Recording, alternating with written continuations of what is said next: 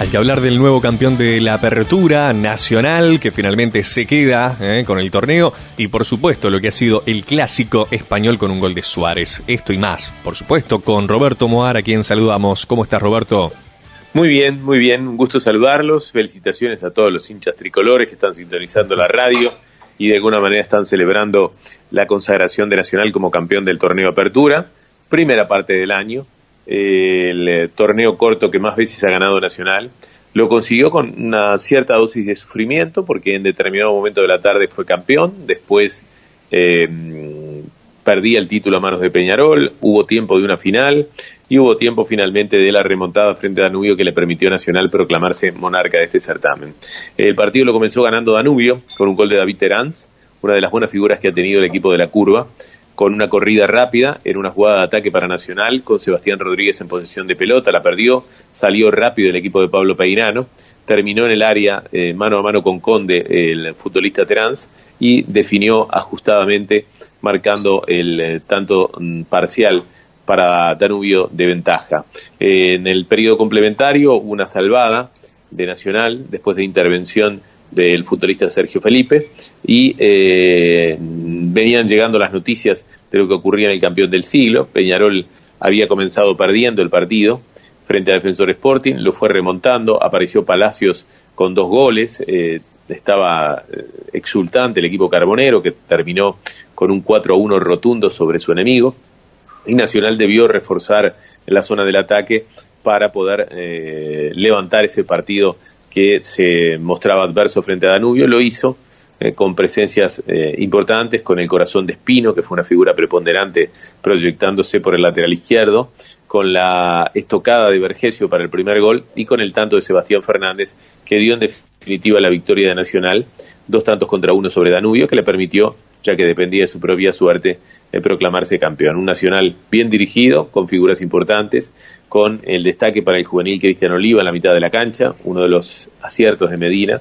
proyectándolo a la primera división, pero además colocándolo en el momento preciso y en el lugar adecuado, relegando incluso a algunos jugadores históricos. Arismendi termina en el banco de suplentes de este equipo tricolor, siendo el vicecapitán de Nacional, prolongando en algún momento el regreso de Polenta, terminó apareciendo en el lateral izquierdo, producto del buen entendimiento que había en la saga entre Arismendi y Corujo, y rotando el plantel, cosa que fue uno de los aciertos que ha tenido el entrenador, visto y considerando lo dificultoso que se le hizo el camino al tradicional adversario Peñarol a la hora de manejar el plantel y además la cantidad de lesionados que tuvo.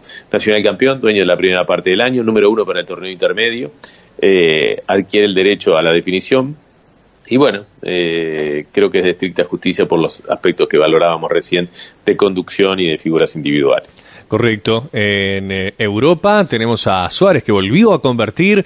Esto le hace muy bien a la selección también y al propio jugador de cara a lo que es el Mundial.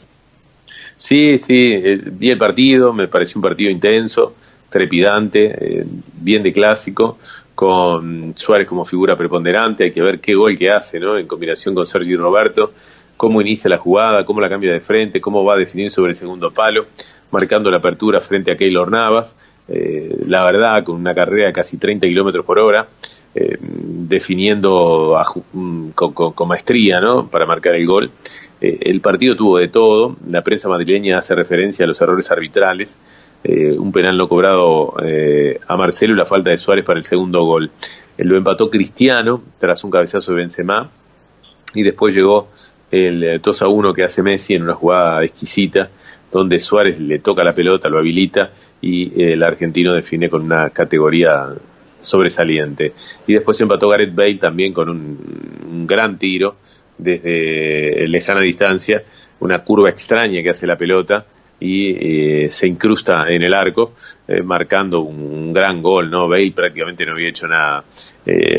Por supuesto que si hubiera sido un partido de definición de campeonato, Pablo, estábamos hablando del escandaloso arbitraje que acompañó el clásico español, ¿no?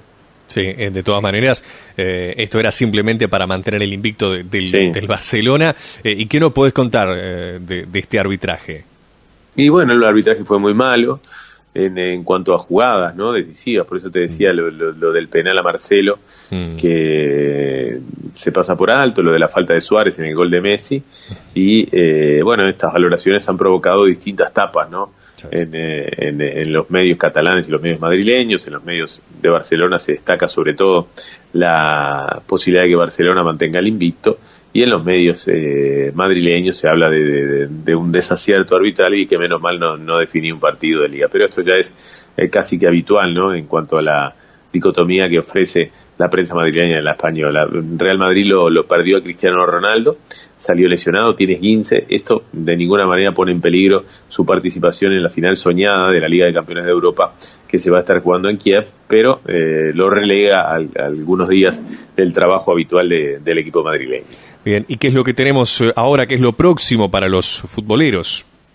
Bueno, en materia de campeonato va a iniciarse el próximo miércoles el campeonato intermedio. Previamente Danubio va a jugar por Copa Sudamericana frente a Deportivo Cali, un resultado muy adverso, se comió una goleada Danubio ante el equipo de Gerardo Peluso. Esto provoca que tenga que anotar 3 goles o más para clasificar, lo cual no parece una tarea sencilla, después de visto incluso el rendimiento de Danubio el otro día frente al conjunto de Nacional, Danubio muy escueto en producción ofensiva. Y después, bueno, tendremos el torneo intermedio. El punto más saliente, como siempre, es mirar qué pasa con los grandes. El conjunto de Nacional va a estar jugando con Fénix en el Parque Central el día miércoles. Peñarol posterga su partido con Boston River, que juega también esta semana por Copa Sudamericana. Y se da la particularidad de que se repite un duelo Rampla-Cerro, después del fin de semana, que tuvo además connotaciones vinculadas no al estrictamente deportivo, porque fue amenazado con pintadas de recibir un balazo el entrenador Luis Ronco López de Rampla Juniors. Esto provocó incluso la discusión si se debía presentar o no Rampla a jugar el partido. Finalmente el Ministerio del Interior aseguró la normalidad del juego y bueno, Rampla se presentó, perdió frente al conjunto de Cerro 2-0, precipitó la renuncia del Ronco López, yo creo que un poco por condicionamientos deportivos. Es una muy magra campaña del conjunto Picapiedra, pero otro poco porque imagino que la presión familiar para una persona que se ve de la nada amenazada en pintadas y que además estuvo muy cercano a una incidencia donde hubo un balazo perdido, lo obliga a tomar esa determinación. En una señal muy triste, ¿no?, que nos regala el fútbol uruguayo. Rampla está decidiendo quién va a ser el futuro entrenador. La ley establece, o la ley o el reglamento o el convenio que hay con los entrenadores, que todo contrato debe firmarse por un año. Ahí hay 3 nombres: Saralegui, el Tolan Túnez y Juan Tejera, como alternativas para subrogar al Ronco López. También se quedó sin entrenador Atenas de San Carlos, que hizo una campaña con altos y bajos, se había hecho fuerte en tierra carolina, pero en San Carlos esta vez les propinó una goleada a Progreso y le ganó 6-0. A propósito, Progreso será el rival con el que se va a estrenar Peñarol en el torneo intermedio, ya que en la primera fecha queda postergada, y será este fin de semana, teniendo que definir Progreso. Seguramente va a optar por el Parque José Nasasi, donde ya jugó hace escasos 15 días frente al elenco carbonero. Perfecto, entonces tenemos fútbol por delante, habrá que ver qué es lo que se viene en materia continental y también en el intermedio. Como siempre, un gusto dialogar contigo y abrir la semana en este caso. Muchas gracias y nos estaremos hablando pronto. Va a ser un placer, como siempre. Un abrazo grande.